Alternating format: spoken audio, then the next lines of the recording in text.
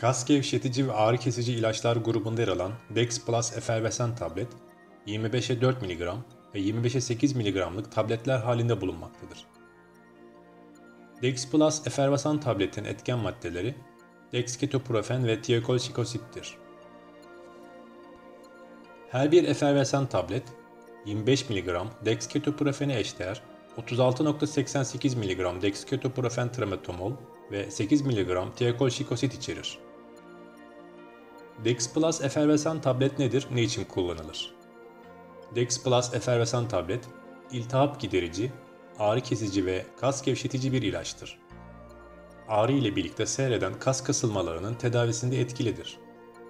Dex Plus, iltihap, ağrı ve kas gerginliği ile belirgin, omurilik kaynaklı omuz, boyun, sırt, kalça, bel ağrıları ve ağrılarla birlikte görülen kas spazmlarının ek tedavisinde, genellikle dizler, eller, kalça ve omurgada meydana gelen eklem kireçlenmesi ağrıları, bursit, tendinit gibi yumuşak doku romatizmasına bağlı şişlik ve ağrılar, siyatik ağrısı, ani ortaya çıkan boyun, sırt, bel bölgesinde omurganın kas kasılmalarıyla birlikte görüldüğü ağrılar, akut ve kronik sırt bel ağrıları, cerrahi operasyon sonrası görülen ağrılarda, kaza veya spor yaralanmalarına bağlı burkulma, incinme ve ezilmelerde oluşan şişlik ve ağrılarda kullanılmaktadır. Dex Plus'ın ayrıca ateş düşürücü etkisi de vardır. Dex Plus efervesan tablet nasıl kullanılır? Doktorunuz bu ilacı nasıl reçete ettiyse o şekilde kullanmanız gerekmektedir. Tedaviniz süresince mutlaka doktorunuzun direktiflerine uyunuz. İlacın her bir dozunu bir bardak suda eriterek yemek esnasında veya yemekten sonra içiniz.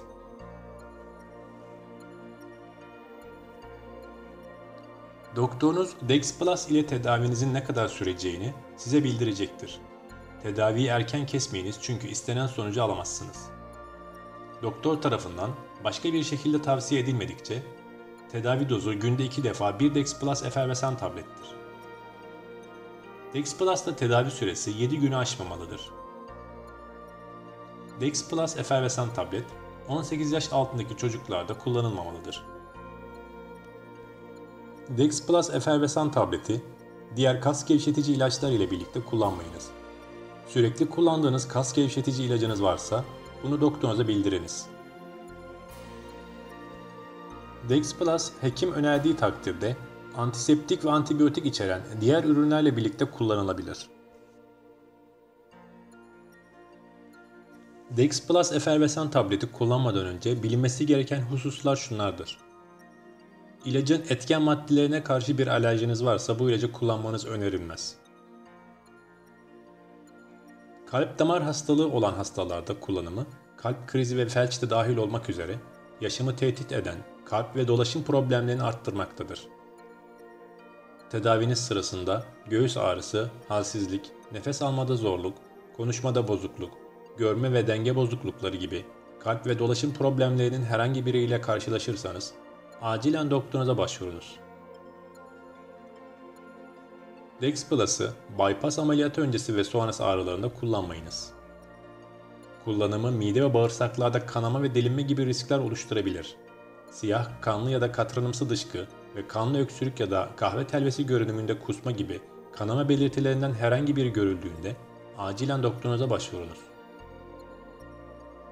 Eğer ağır karaciğer veya böbrek yetmezliği, geçmişte yaşanmış veya şu an var olan mide bağırsak ülseri, mide ve bağırsaklarda kanama ya da iltihap veya ağrı kesici ilaçlara alerji, ağır kalp yetmezliği, kas veya kasların görev yapamaması durumlarından herhangi birine sahipseniz Dex Plus'ı kullanmayınız.